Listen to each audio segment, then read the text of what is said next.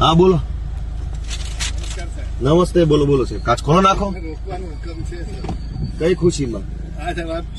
હા બતાવો, લેખિતમાં હુકમ બતાવો મને. નહીં, હું વકીલ છું. તમે વકીલને રોકવાનો પરિપત્ર હોય તો બતાવો. નહીં, હું અત્યારે એડવોકેટ છું, મારા યુનિફોર્મમાં છું.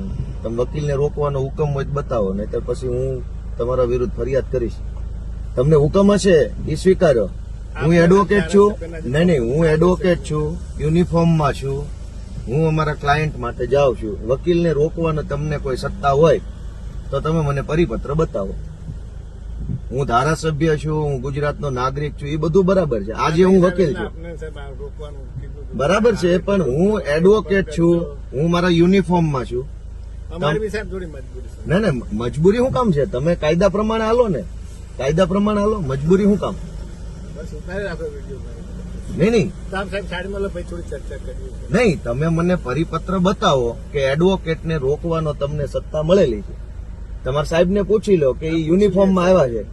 તમે એને પૂછો, યુનિફોર્મમાં છે, એડવોકેટ છે, ક્લાયન્ટ માટે, અમારા ક્લાયન્ટ માટે હું જાઉં છું. તમારે વકીલને રોકવાની સત્તા હોય તો લેખિત પરિપત્ર મને બતાવો. એ 2 કલાક ઉભા રહીએ. હાલો હાલો હાલો હાલો.